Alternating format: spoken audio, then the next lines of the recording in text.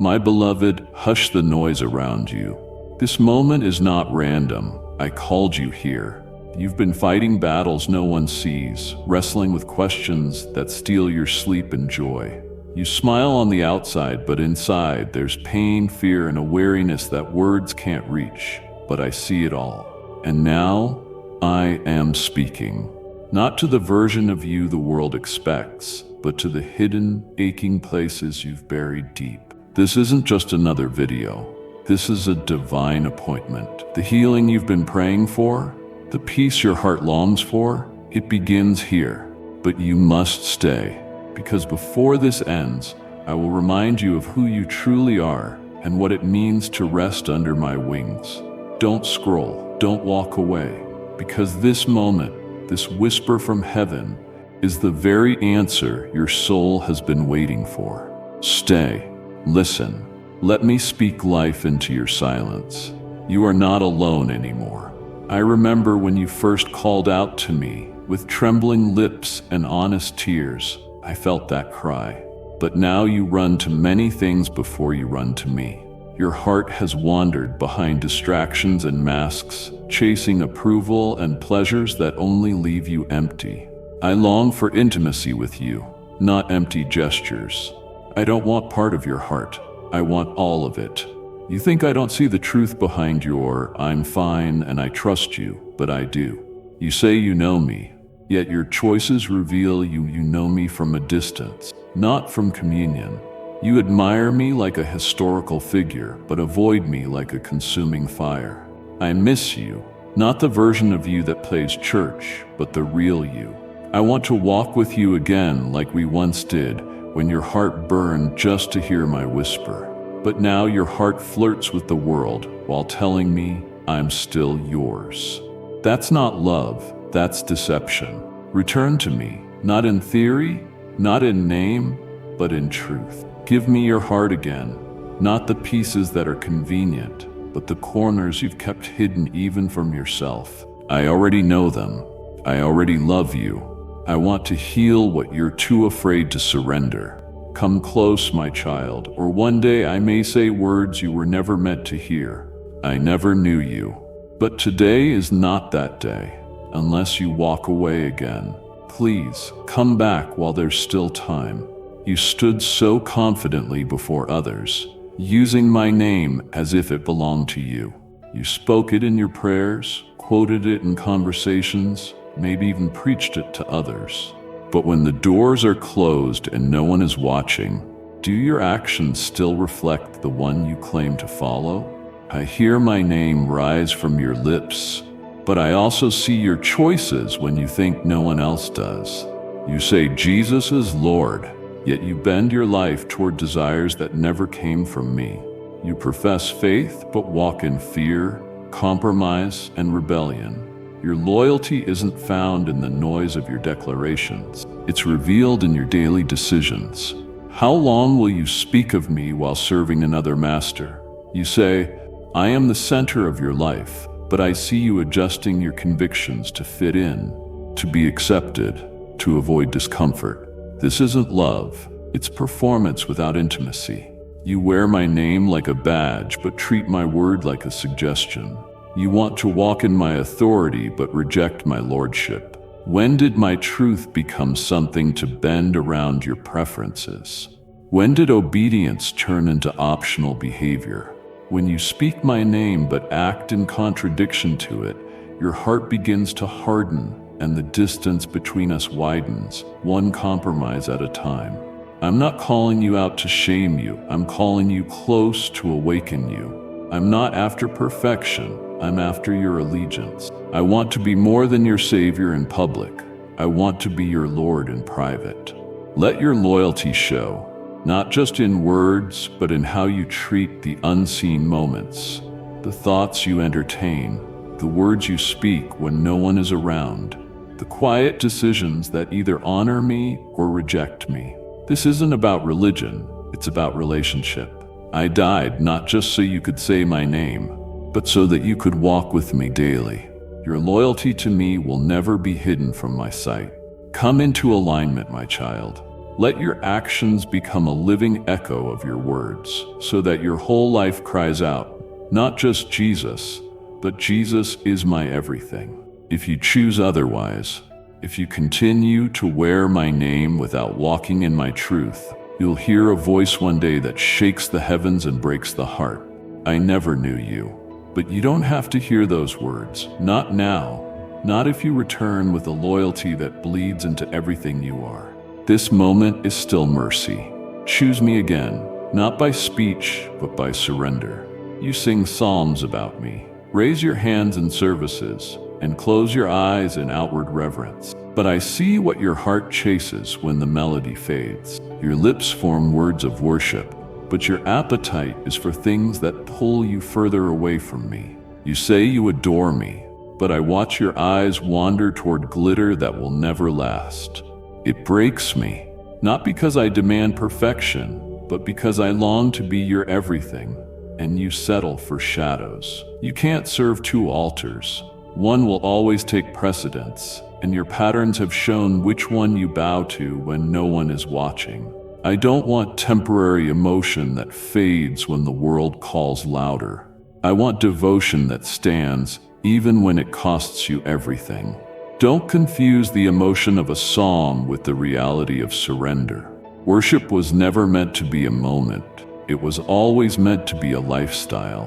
What you chase reveals what you truly adore.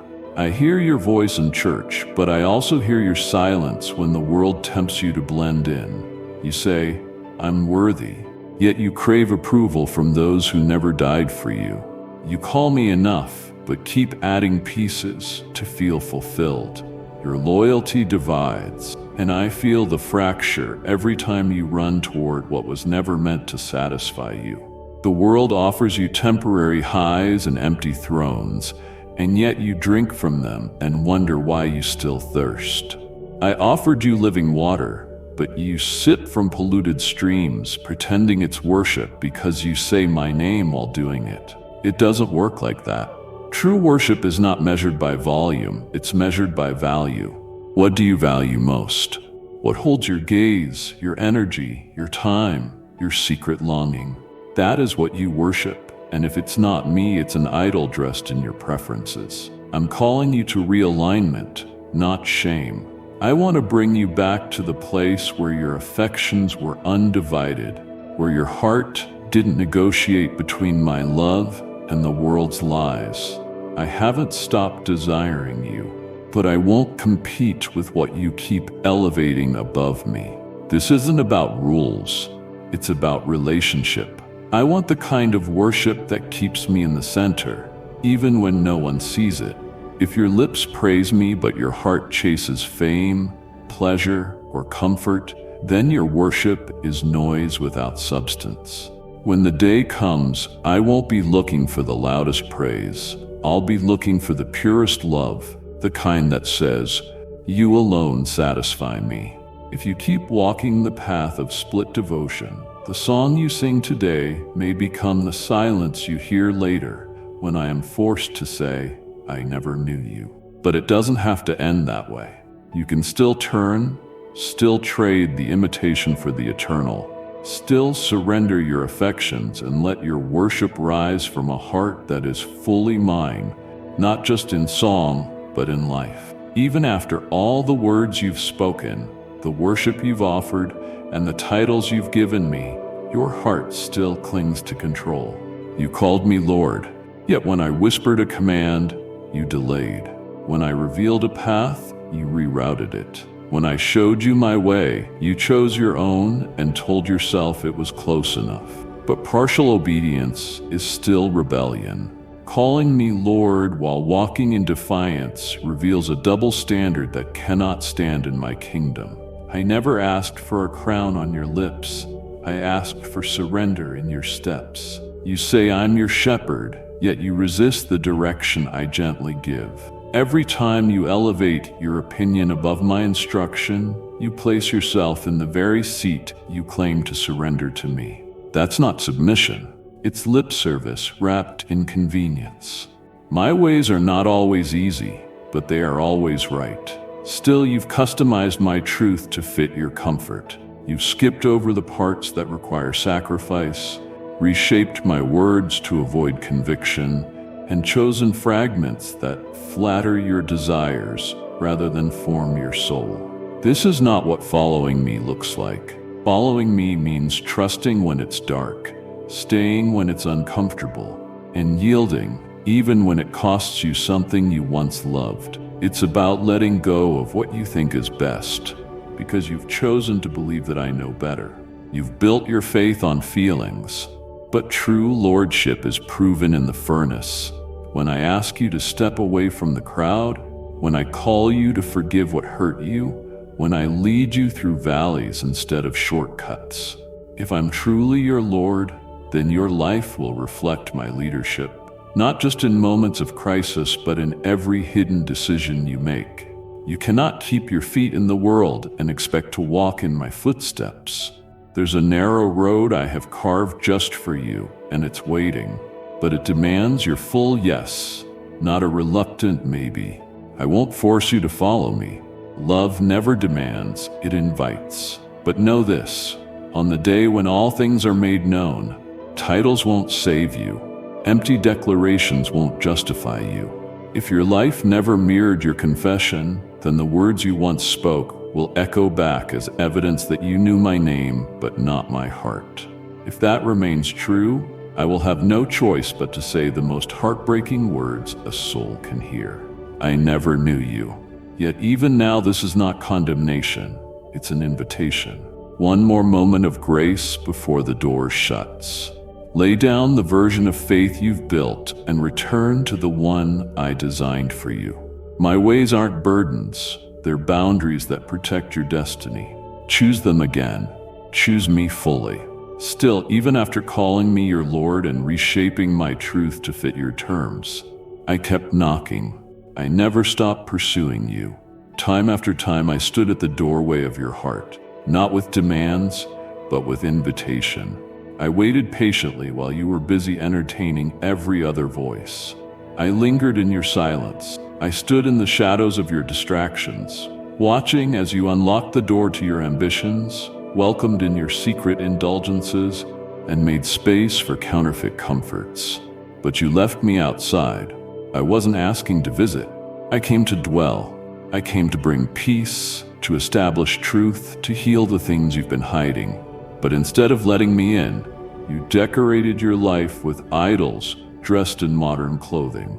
Approval, comparison, pleasure, security, even religion. You've opened your heart to everything this world says will fulfill you, but none of it has held you, like I would have.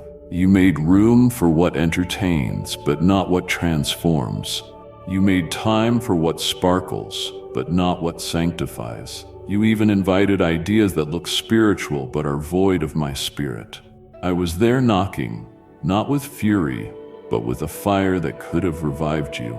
Still, the handle never turned my way. You heard me through convictions you tried to silence, through sermons that stirred something, through moments when your soul grew still and my whisper echoed faintly, but the noise always returned and I was shut out again.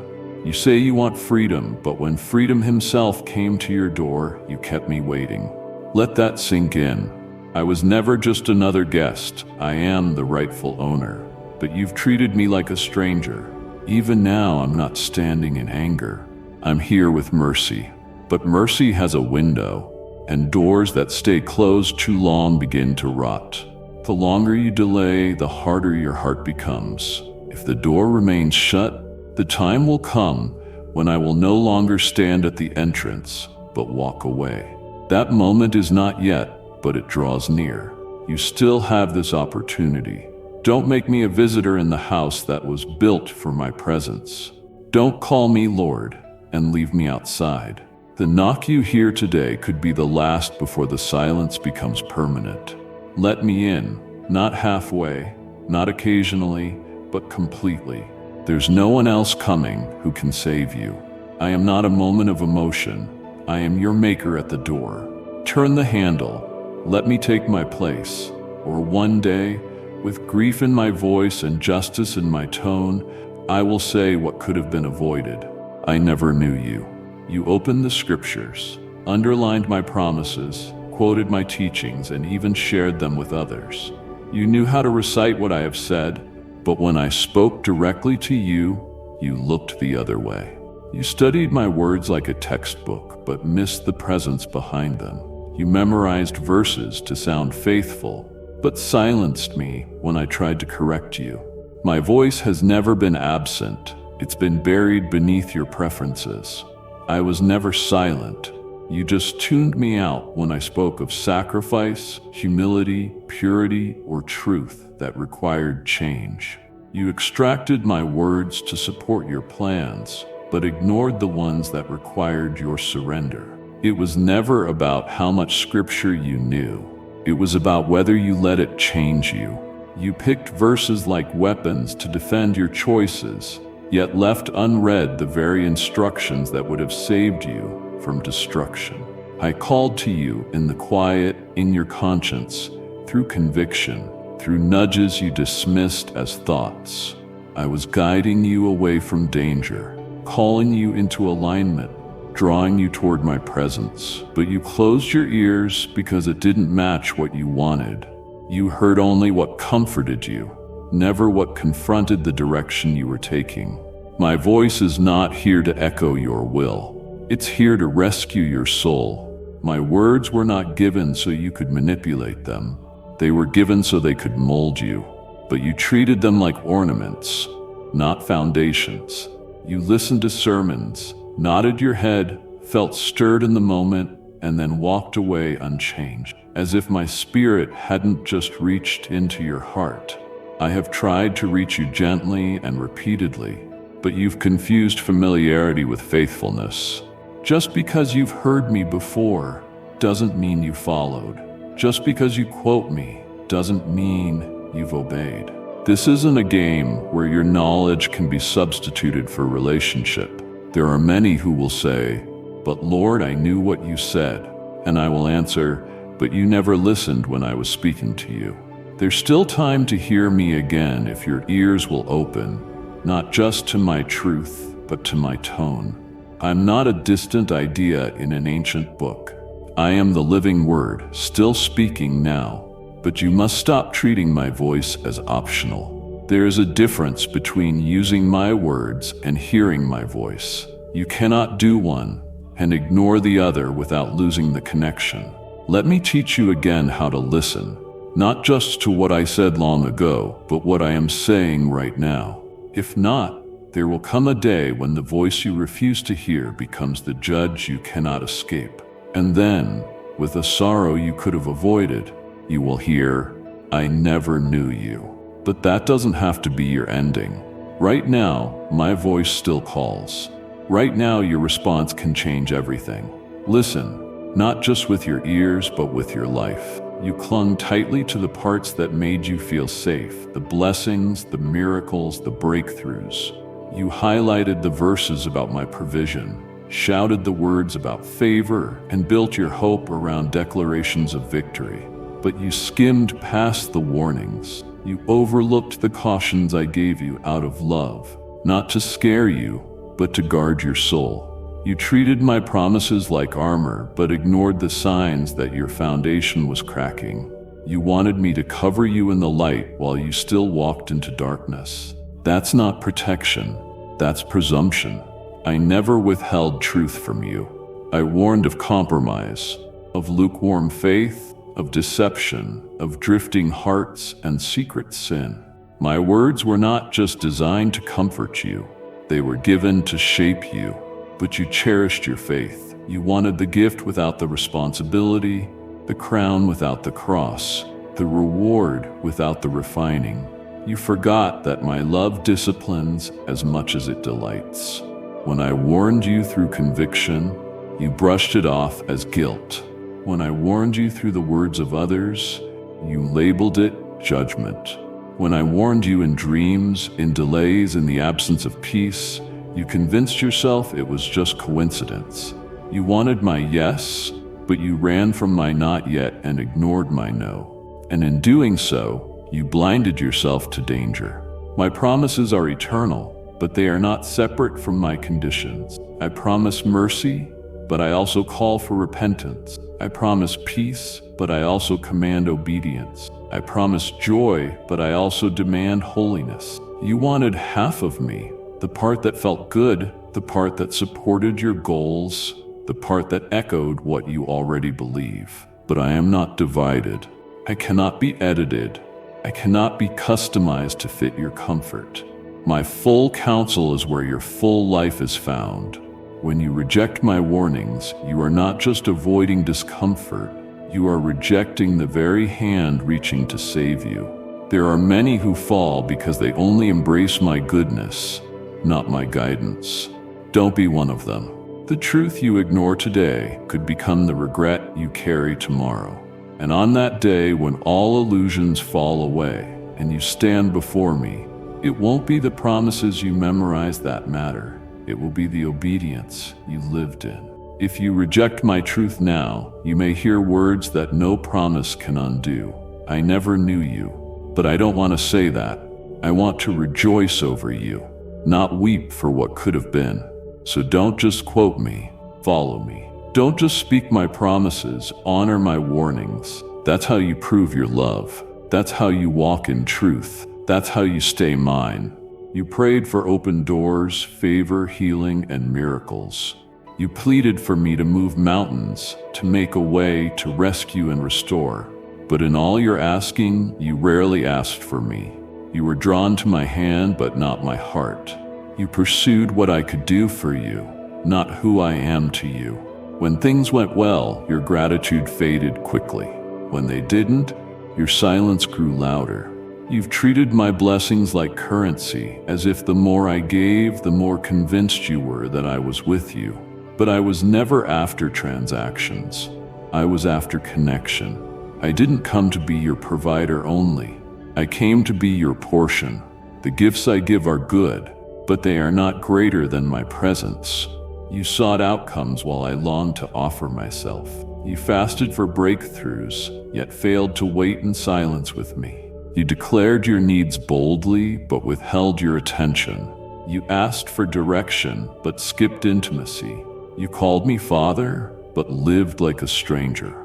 I created you for communion, not convenience. Yet I watched you walk away with the blessing, forgetting the one who gave it. I watched your joy rise when I answered your prayers, and your attention vanish when you received what you asked for. But I've never measured relationship by answered requests. I've measured it by how you respond when there's nothing in your hands but me. Do I satisfy you then? Am I enough when the doors stay closed, when the provision delays, when the prayers go unanswered?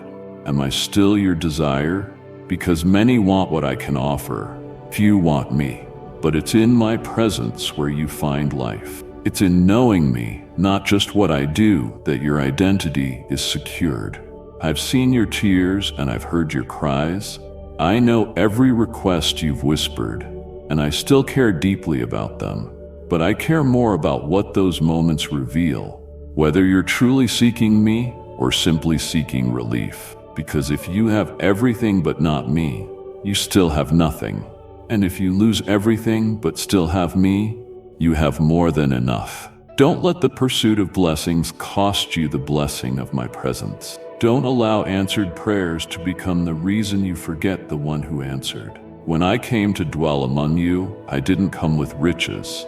I came with presence. I offer myself, and even now I am here, not with conditions, but with invitation. Come back, not to what you want me to give, but to who I am. You don't need to perform or strive. I'm not looking for perfect words. I'm waiting for genuine surrender. But if you continue to chase what I give while rejecting who I am, the day will come when your hands may be full, but your soul empty. And in that moment, when your heart realizes what it lacked, my voice may have to say the words that eternity cannot reverse. I never knew you, but you can stop the drift here. Let your desires shift. Let your longing return to me. Because more than blessings, you need me, and I have always been the one you were truly searching for. You've learned how to stand in front of others with confidence, how to say the right words, raise your hands, and wear the appearance of faith well. To many, you've become a symbol of devotion, a voice that speaks of me, a face that reflects someone who walks closely with God. But I have seen behind the curtain. I have stood in the silence of your private life, where no stage exists, no eyes are watching, and no one is there to applaud. And what I saw did not match the image. In the quiet corners of your life, where truth is not filtered and hearts are unmasked, you made choices that betrayed the name you declared. Your lips told others I was king, but your hidden actions dethroned me. You served when it was seen, you obeyed when it brought honor, you worshipped when it was expected. But when the crowd faded, so did your commitment. You left me waiting in the early mornings, bypassed my whisper for scrolling, substituted communion with consumption. You protected your image more than your integrity. You acted devoted but lived divided. And I do not say this to condemn you. I say this to awaken you. You cannot sustain a faith that only exists in the spotlight. I'm not impressed by your public display. I'm drawn to your private surrender.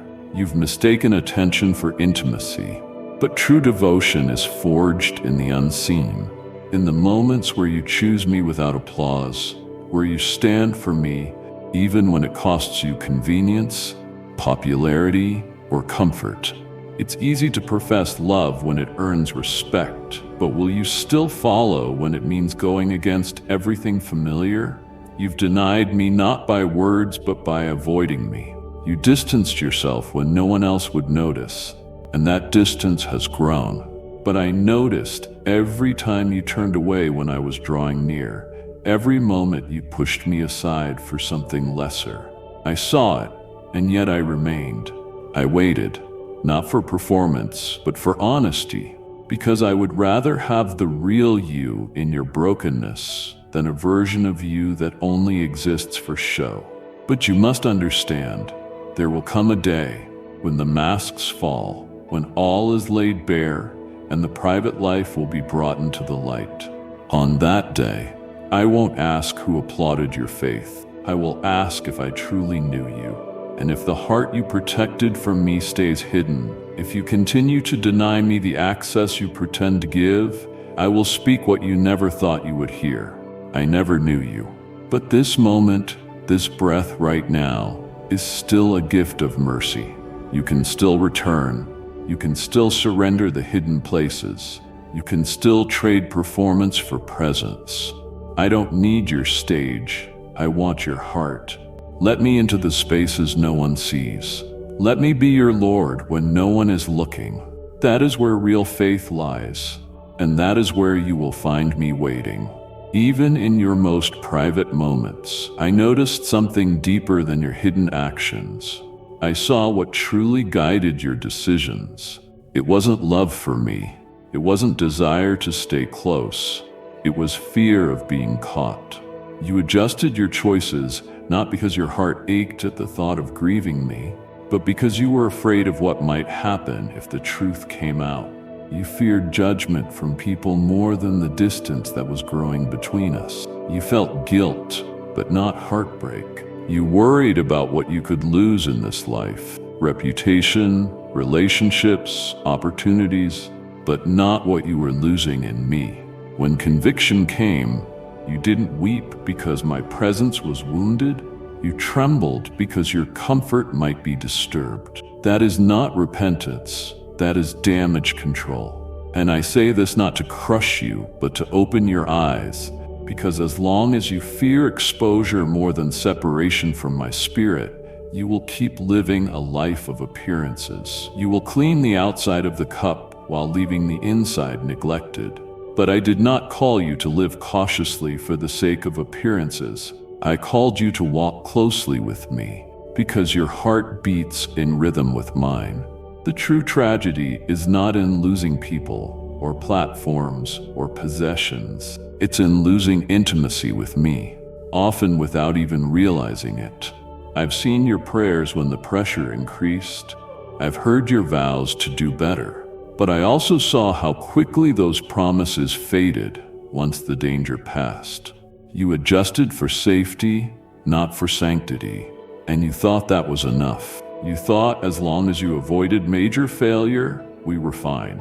But I am not looking for avoidance of sin. I am looking for alignment with my heart.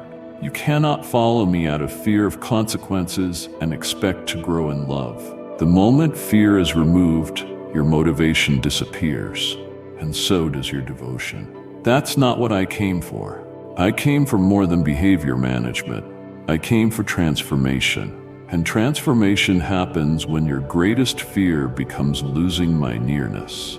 When your soul trembles, not at exposure, but at absence. That's when you know your heart is truly mine. When the thought of being apart from me causes you to fall to your knees, not because of what might happen in this world, but because you cannot imagine walking another step without me. That's the fear that leads to life, the fear of growing cold, of drifting away, of no longer hearing my whisper because it's been replaced by noise. But too many have been taught to fear hell without ever being taught to fear distance from my presence. You feared the flames, but not the silence that comes when my voice no longer speaks.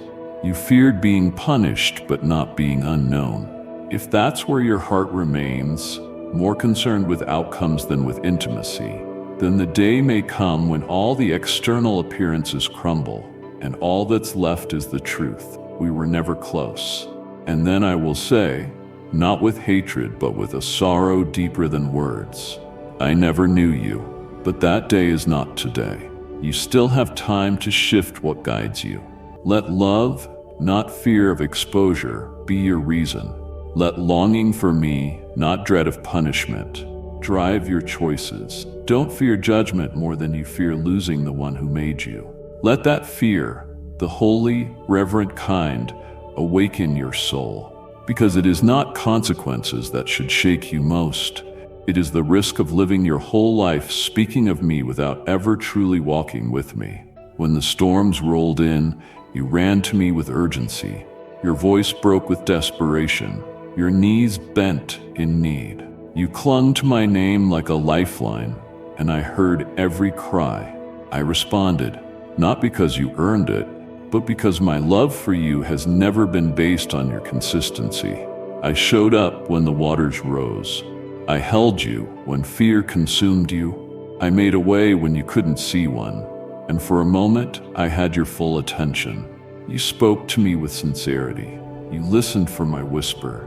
You promised you'd never drift again. But as the waves settled, so did your dependence. As comfort returned, so did your distractions. You reached for me in pain, but in peace, you reached for other things. You thanked me with your words, but slowly turned your heart elsewhere. What once was desperation turned into convenience. Where there was once a fire, now flickered indifference. You didn't walk away with rebellion, you drifted away with ease. And that is the danger, because crisis makes you aware, but comfort reveals who you truly seek. It's in the ordinary days, in the silence between miracles, that loyalty is measured. When your needs aren't screaming, do you still speak to me? When your prayers are answered, do you still pursue me as the answer? I am not just the God of your valleys. I want to be the center of your mountaintops. But time after time, I watched your pursuit fade with the pressure. You came close when you were broken and left when you felt whole. But a healed heart that forgets its healer is not whole. It is deceived. I never desired a relationship rooted only in rescue. I longed for communion in both scarcity and surplus. And still I stood by, calling softly in your comfort, waiting in your abundance, watching as your eyes turned elsewhere. It grieves me, not because you use me, but because you missed me. You missed the joy of walking daily in step with me, not just crawling toward me when life collapsed. I wanted to share every season with you, not just the urgent ones. But you returned to routine, to ease, to the rhythm of life that slowly erased my voice from your daily moments. You said you loved me, but you only looked for me when you lost control. If that pattern remains, the danger is not just forgetfulness, it is detachment. And the soul that detaches itself again and again may one day stand before me with memories of prayers, but no history of relationship. And I will have no choice but to speak the words that reflect the reality. I never knew you. Not because I didn't want to, not because I didn't try, but because when life no longer hurt, you no longer needed me. Yet here I am, still near, still calling, still desiring to be more than your last resort. I want to walk with you in the quiet, be your joy in the stillness, your focus in the normal days. Will you stay close when comfort comes? Will you chase me when nothing is falling apart? That's where true intimacy begins. Not in survival, but in choosing me when you have options. Let me be your constant, not your emergency, because my presence was never meant to be seasonal. It was meant to be home. And while I watched you move through seasons of pain and peace, I also saw what you did with my name. You carried it, you spoke it, you used it, sometimes boldly, sometimes quietly, but not always purely. There were moments you lifted my name not to lift me, but to lift yourself. You knew there was weight in saying you followed me. You recognized that it opened doors, attracted trust, earned applause. And so you spoke of me, but your heart wasn't always aligned with mine. My name became a tool in your hand, rather than a treasure in your soul. You attached it to your ambition, your influence, your image. You used it to sound right, to look committed, to gain respect, maybe even to build your platform. But you didn't use it to glorify me. You used it to validate yourself. And this breaks me, not because you spoke my name, but because you stripped it of its purpose. You made it familiar to others while keeping it distant from yourself. My name is not a ladder to climb. It is a banner of surrender. It is not currency for opportunity. It is a seal of belonging. You called me publicly, but what did your heart declare in secret? You wanted to be seen as mine, but not transformed by me. And so you used my identity while clinging to your own. Do you realize how sacred my name is? Do you know the power, the cost, the blood behind it? It was never meant to be branded. It was meant to be bowed before. But you became comfortable speaking about me without yielding to me. You shared posts, quoted verses, even taught others. Yet deep inside, the motive was clouded. I would have received your efforts if they had been born out of awe, but instead they were often born out of convenience, visibility, even competition. You pursued influence more than intimacy. You wanted people to associate you with me, but not for my sake. And I say this not to condemn your every action, but to reveal the motive beneath them, because I see what others cannot.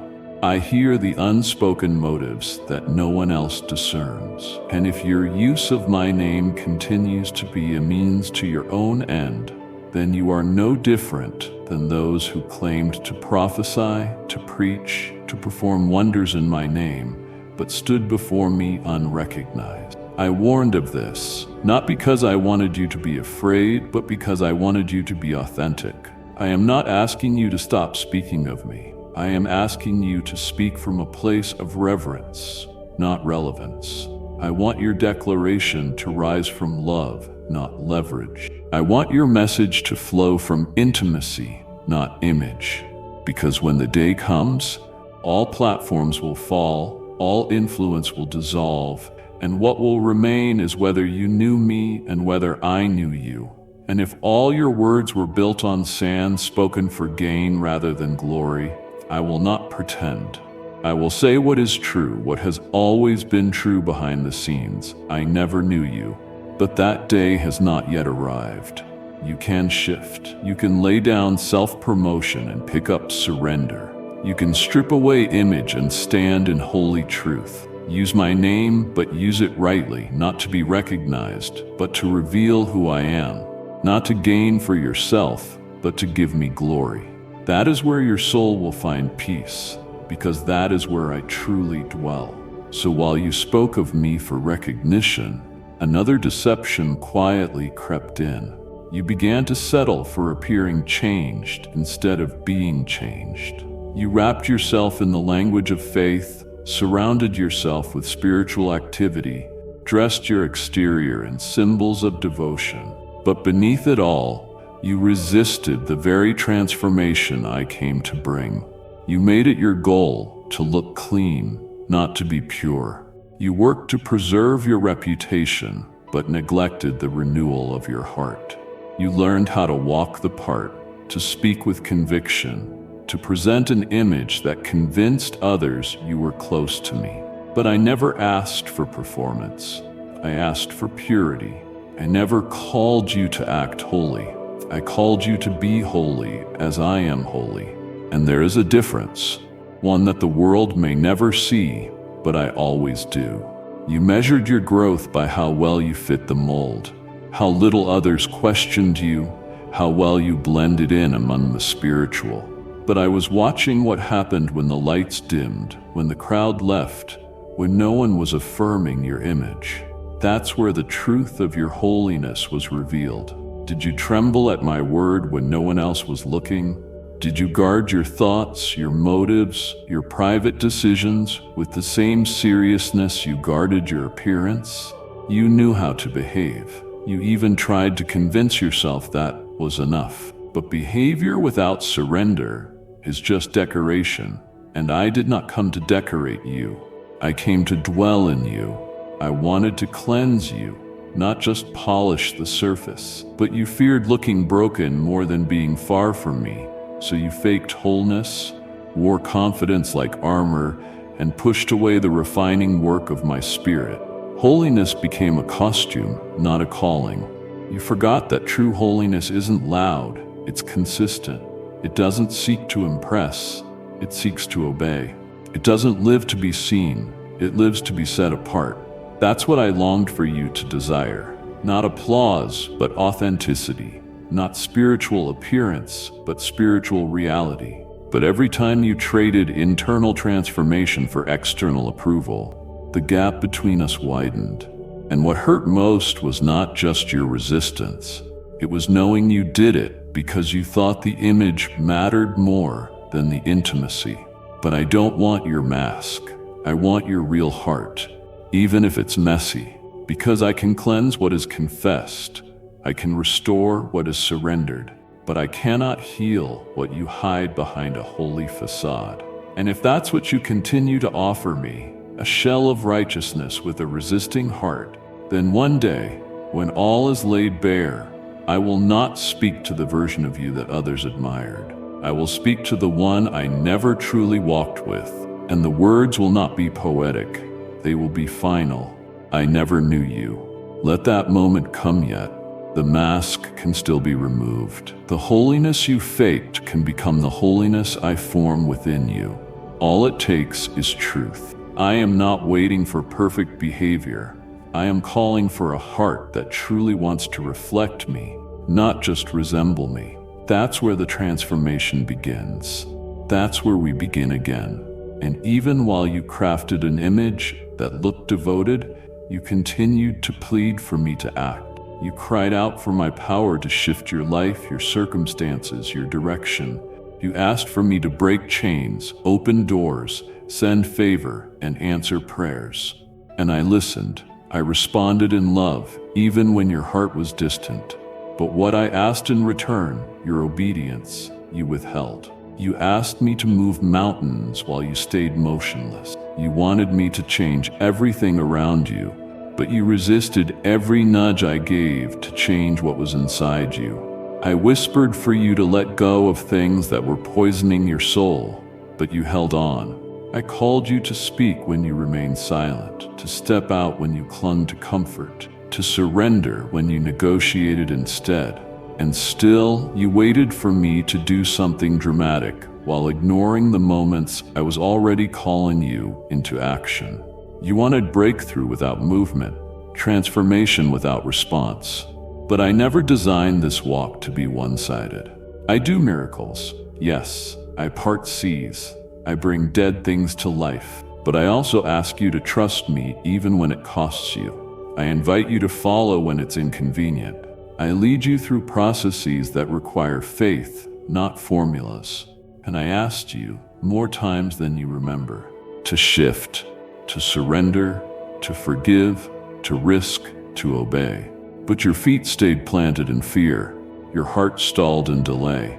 You said, Lord, do something. And I said, then follow me. But you hesitated again and again. You wanted the result without the response. But that's not faith, that's fantasy. Faith walks even when the destination isn't clear. Faith moves when the heart trembles. Faith says yes even before the outcome is visible. And I was never testing your strength. I was inviting your trust. Because every time you said no to me, you said yes to a lesser life. You said yes to comfort over calling, to delay over destiny, to stagnancy over surrender. You say you believe in me, but belief that never moves is just agreement, not allegiance. And it was allegiance I asked for, because when you obey, you don't just honor me, you unlock things you've been waiting for. But if all you do is ask me to move while staying frozen in disobedience, then the distance between us doesn't shrink. It stretches. And if it continues unchecked, the day will come when your voice rises again saying, Lord, remember me. And I will have to respond with the words you never thought were possible.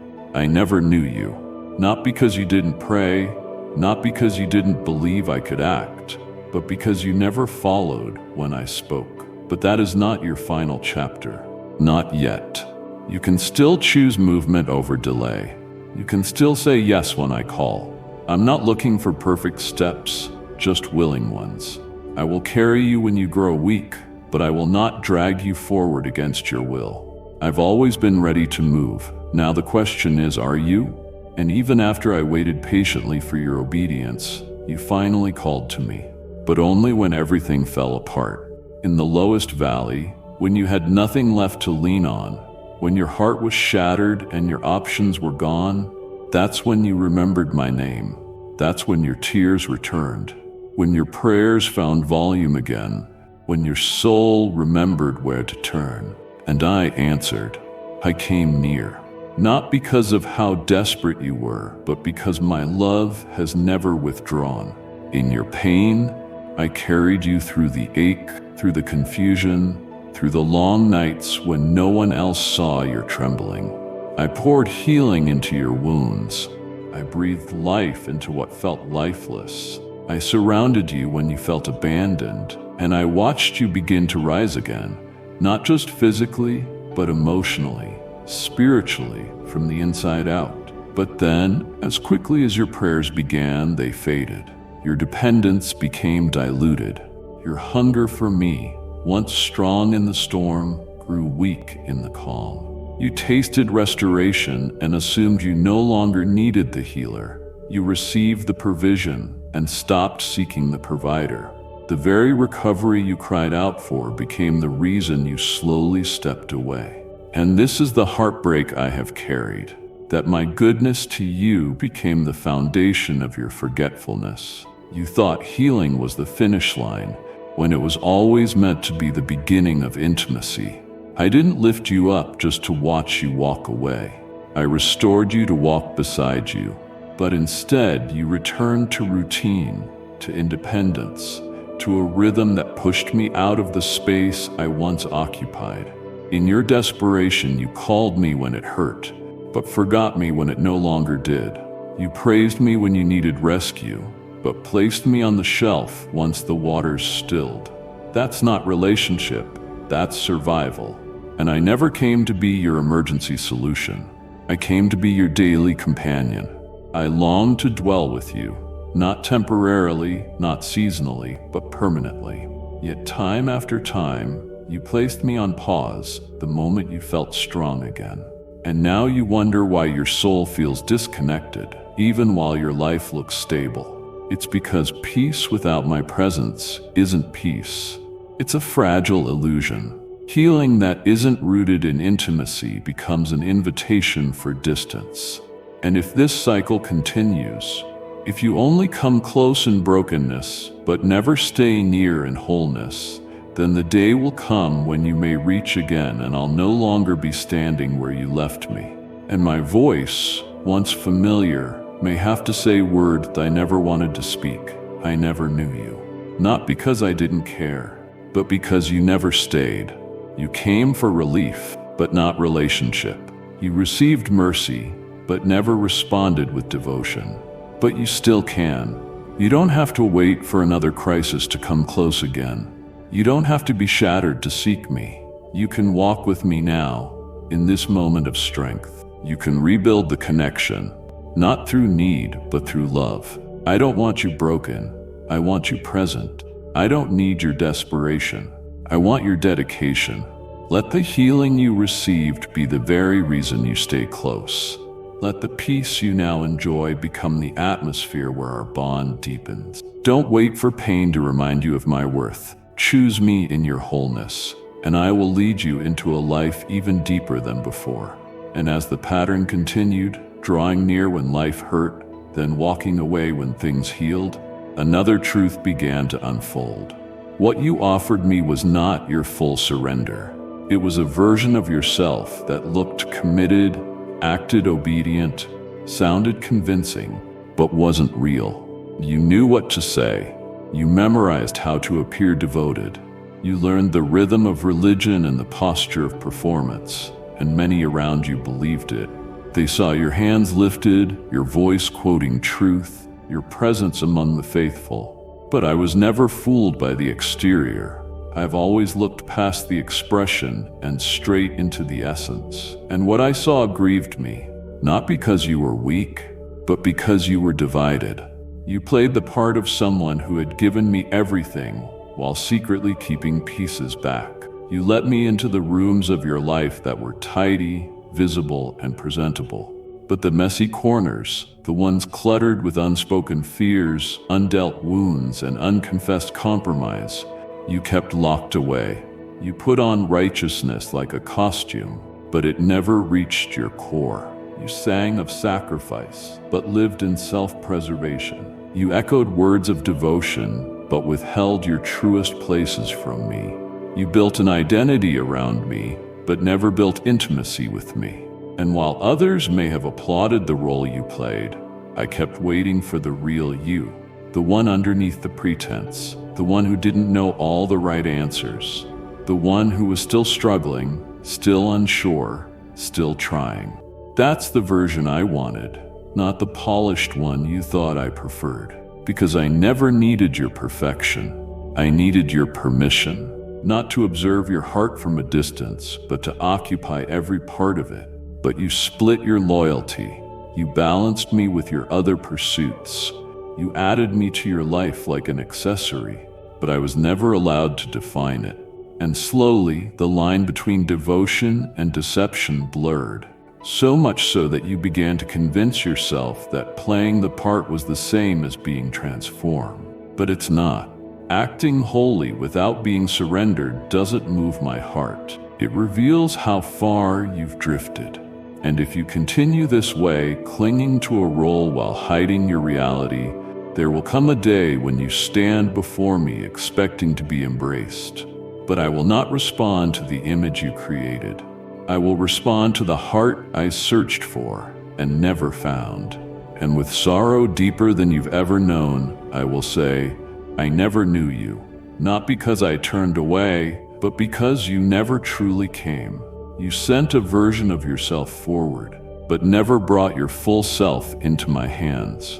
And yet here I am, still waiting, not for performance, but for truth. You don't need to impress me. You just need to be honest. Give me the parts you've kept hidden, the fragments you've labeled unworthy, the scars you tried to conceal. I already see them, and I still choose you, but I cannot heal what you pretend doesn't exist.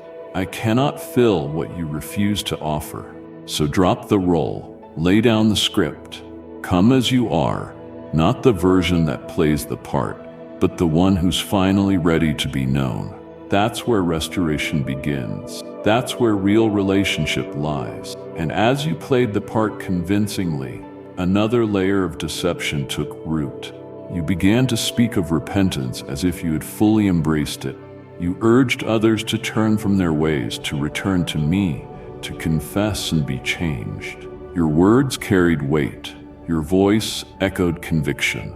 People listened. Some even turned because of what you said. But all the while, you yourself were hiding. Beneath the surface of your public passion lived private patterns you never surrendered. You spoke of light, but kept corners of your heart in darkness. You encouraged others to confess, but your own lips stayed sealed. You told stories of freedom while wearing invisible chains. And this is what pierced me. Not your struggle, but your silence. You weren't honest with me. You weren't even honest with yourself. Instead, you buried your sin beneath layers of performance and teaching, believing that because you were doing good, the hidden things would be overlooked. But I never called you to cover your flaws with ministry. I called you to lay them bare at my feet. You cannot preach transformation while avoiding it. You cannot lead others into truth while living outside of it. I never needed your perfection. I needed your authenticity. You were so afraid of being exposed that you convinced yourself the message would excuse the mess. But I do not measure your holiness by your sermons. I measure it by your surrender. You quoted my words boldly, yet ignored the whispers of my spirit when I convicted you in private. You taught about turning, but never turned. You cried out against sin, yet allowed your own to linger behind a curtain no one else could see. But I saw it. I watched you justify it, minimize it, delay repentance in the name of timing or process. And each time, the space between us widened, not because I moved, but because you chose silence over healing. Understand this. I would have forgiven you. I still will, but I will not pretend with you.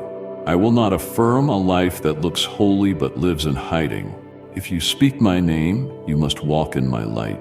If you call others to return, you must first return yourself. Because if you do not, if you continue to hide while calling others into the open, the weight of your words will one day turn to judgment.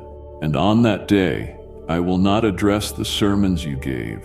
I will address the sin you refused to bring into my presence, and the words will fall like thunder. I never knew you. Not because I didn't give you the chance, but because you never truly let me in. You held on to secrets I was ready to cleanse. You wore a title I was willing to make true. If only you had surrendered. But that day has not come yet. This moment is still mercy. You can still drop the disguise. You can still bring the hidden into my hands. You can still find freedom, not just for others through your words, but for yourself through repentance. I'm not asking you to be flawless. I'm asking you to be honest. Because it's not your preaching that makes you mine. It's your repentance. It's your willingness to be laid bare before me so I can rebuild you from the inside out. That's where real power lives. That's where real healing begins.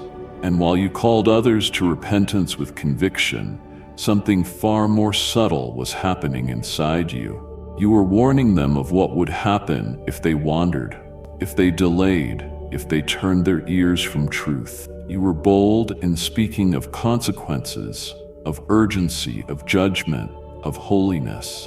But when those very same warnings came to you, when I whispered correction into your spirit, when I pointed lovingly but firmly to the cracks in your foundation, you closed your ears. You warned them, but you excused yourself. You saw danger in their drift, but justified your own. And this is the deception that often grows in those who speak with authority. It becomes easier to see the fire in others' lives than to notice the smoke in your own. You used my truth like a sword outwardly, but never let it pierce inwardly. You proclaimed what others needed to do while treating my correction to you as optional.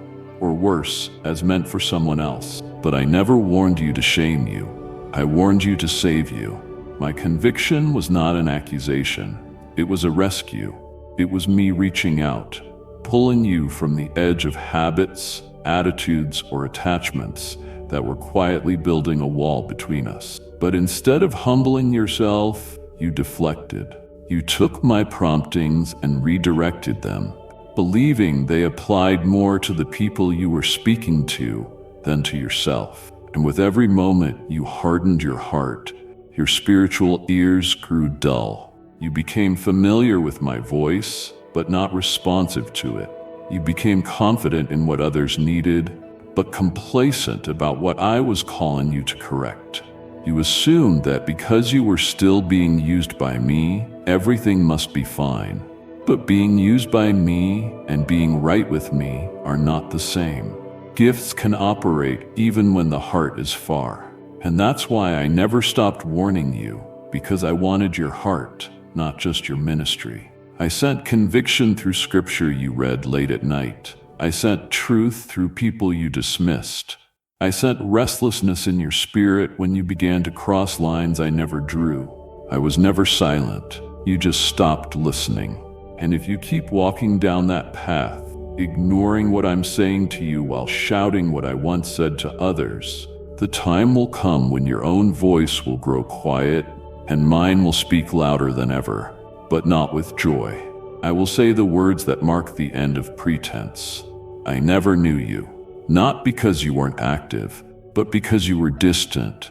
You were too busy managing the lives of others to deal with the one thing I wanted, your heart. But even now, I haven't stopped calling.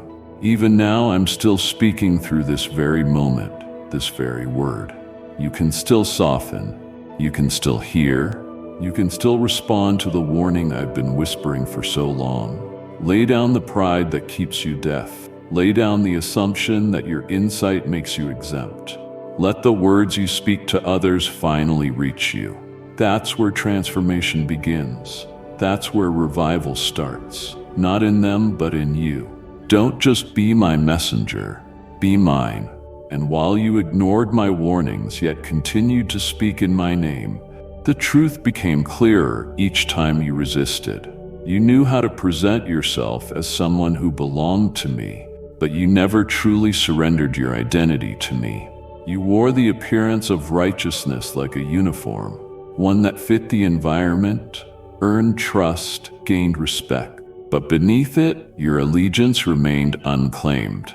You learned how to blend into the crowd of believers, how to adopt the language, participate in the rituals, even feel emotionally stirred during moments of worship. But emotions are not evidence of transformation. They come and go like the wind. What I was after could not be mimicked or faked. I was looking for belonging, the kind that marks you on the inside, where your name isn't just on a church roster, but etched in my book of life. And though you were always near the sound of my voice, you never let it shape who you are. You saw my presence as a place to visit, not a place to dwell. You stood among the faithful, but your soul remained unanchored. You acted like you were mine in the places where it benefited you, but the truth is you never fully let go of your old self. You were close enough to feel conviction, but never close enough to be changed by it. You wanted to belong, but not to bow, and that is where the separation began. Not in some dramatic failure, but in daily refusals to yield. The moments you heard me and walked away, the decisions you made that looked right to others but weren't born of obedience. You were present, but never planted. In the garden of my grace, you grew like a weed among the wheat, undisturbed, unnoticed by many, but never bearing the fruit that only comes from full surrender. I wasn't looking for performance. I was looking for possession, a control I gave everything to make you mine. But you held back the one thing I asked for, your complete yes. You gave me moments, but not your name. You gave me service, but not your soul. And if that does not change, if the appearance continues while the heart remains unclaimed, The day will arrive when even your most convincing acts will be stripped away. And I will not address the mask. I will speak to the one behind it. I will look into the eyes of the person who wanted proximity without possession, and I will speak the words that no soul ever dreams of hearing. I never knew you, not because I didn't desire you, not because I didn't reach for you again and again, but because you stood close to my light without ever letting it enter you.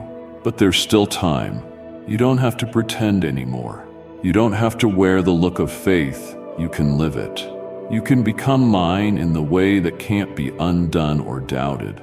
All I need is your surrender. All I've ever wanted was your heart, fully. Not rented, not shared, not reserved, just mine. The door is still open, but you must walk through it for yourself. Quit acting and delay no more. Let me make you mine, not by label, but by love. Even as you stood near me in appearance, I could feel the motivation that kept you from drifting too far. It wasn't intimacy, it was fear. You stayed close enough to avoid the wrath you believed was coming, but never close enough to be transformed by love. You feared punishment, feared loss, feared being exposed. And while that fear kept you from openly rebelling, it never turned into reverence. You didn't draw near because you delighted in my ways. You lingered out of obligation. You behaved well, not because righteousness thrilled your soul, but because judgment haunted your mind. And I want you to understand, fear may cause a momentary pause, but it cannot produce lasting devotion. Fear can stop you from doing wrong, but only love compels you to pursue what is right. You feared falling into sin, but you didn't pursue holiness. You avoided the edge, but never walked in the light. You watched others wander and thought yourself safe because you hadn't fallen like them. But I never measured your faith by what you avoided. I measured it by what you pursued. And righteousness was never something you chased. You treated it like a distant concept, admirable but unattainable. You feared me as a judge, but never embraced me as a friend. You believed I could strike you down, but never believed I longed to walk with you. So you lived your life cautiously, carefully, always trying to stay out of trouble, but never running into truth. And that is what broke my heart, because I didn't come to terrify you into obedience. I came to win you into righteousness. I wanted your heart to beat with mine, to love what I love, to hate what grieves me, not out of fear of consequence, but because of a holy hunger that came from knowing me deeply. But that hunger never came, because you were satisfied with self-preservation. You thought it was enough to stay out of danger, but you never truly delighted in being set apart. You saw righteousness as restrictive rather than liberating. You looked at my commands and thought they were boundaries to survive under, instead of gifts that protect and empower. And the tragedy is that you kept yourself from the fullness of life, not because you hated me, but because you never fully trusted me. You were afraid of where obedience might lead, afraid of what you'd have to give up, afraid I would take you further than you were willing to go. And so you stayed where you felt safe, where your life looked respectable, but remained spiritually shallow. But I never came for respectable appearances. I came to awaken holy passion. I wanted you to love righteousness, not because you feared punishment, but because you found joy in walking with me. But you never asked me to change your appetite. You asked me to keep you from consequences. And that's why your heart never came alive, because righteousness can't be forced. It has to be desired. It has to be loved. And if you don't love what I love, then we were never truly united. And on the day we meet face to face, I won't measure how carefully you avoided sin. I will look at whether you ever burned for the purity I poured out my blood to give you. If your fear never led to surrender, and your obedience never came from love, then all you will have left is empty rituals. And I will speak, not with anger, but with truth. I never knew you, but today is not that day. You can still awaken. You can still ask me to change your heart, to stir your soul, to make righteousness your joy, not your burden. I will do it. I always have for those who truly ask, not to avoid judgment, but to walk in light, not to survive, but to truly live. And after all the careful steps you took, your fear-driven choices, your surface-level obedience, your cautious attempts to appear aligned, there remained a distance between us that could not be ignored. You had information, but not revelation. You had stories about me, but not intimacy with me. You knew what I had done, what I had said, even what I had promised, but you never truly knew me. You knew the facts of my life, but not the heartbeat behind my words. You spoke of me as one who studied a subject, not one who communed with a savior. You treated my presence like a reference book, visited when needed, closed when convenient, and yet knowing about me was never the goal. It was always me, my face, my presence, my voice, my nearness. You filled your life with sermons, verses, songs, and secondhand testimonies, thinking that proximity to truth was the same as possession of it.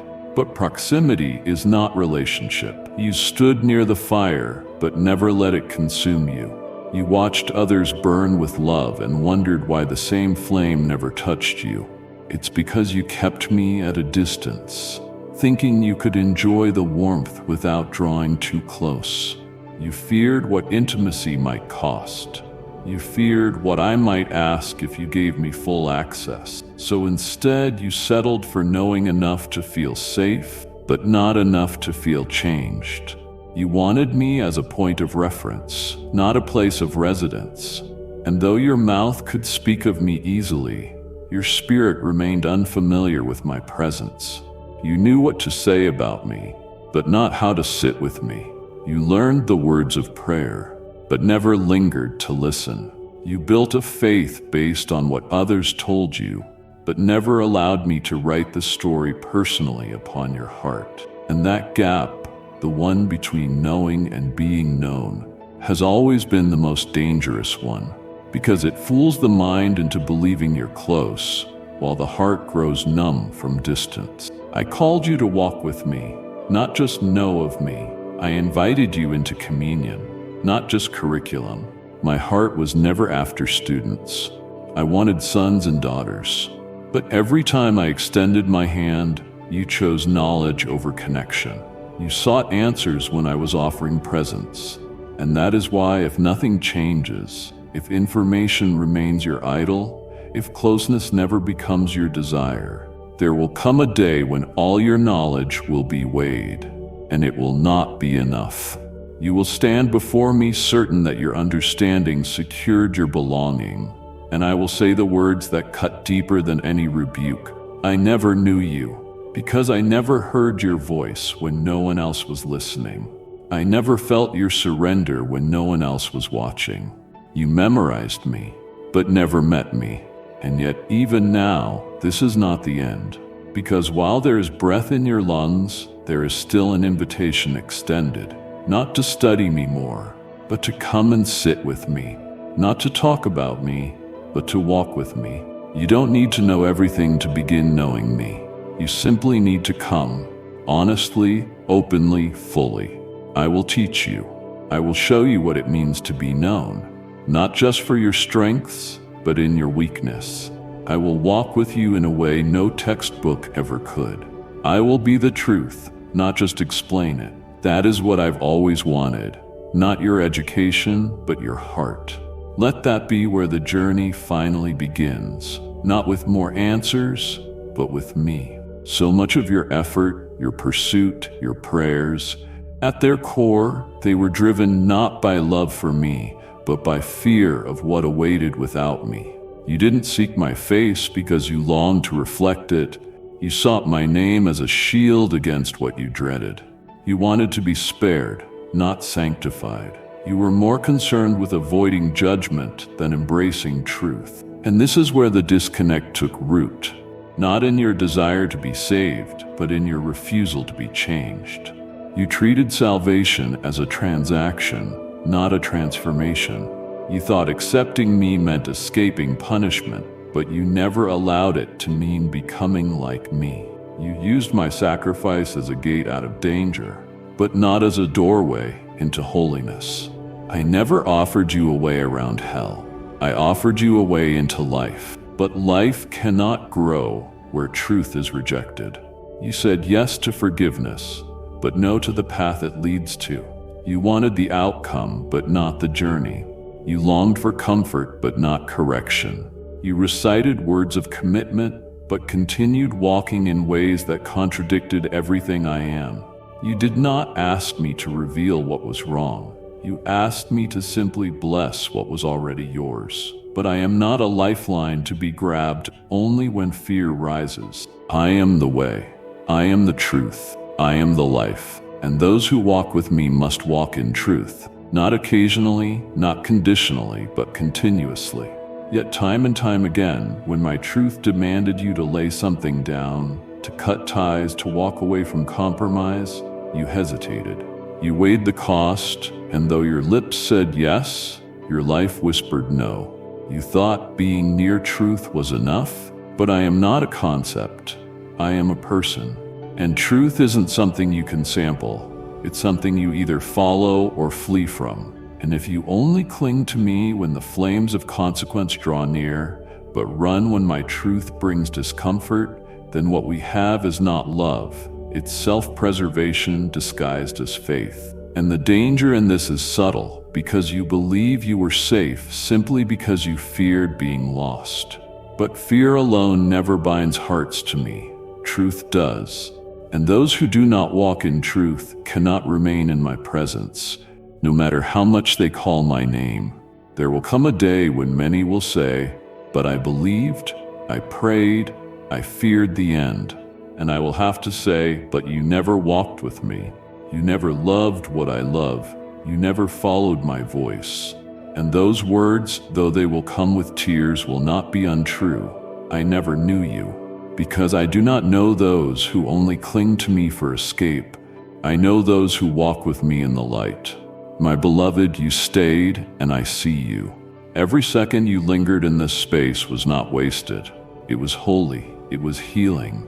It was me drawing you closer, whispering truth into the noise the world has thrown at your soul. But this is not the end. This is the beginning of your restoration.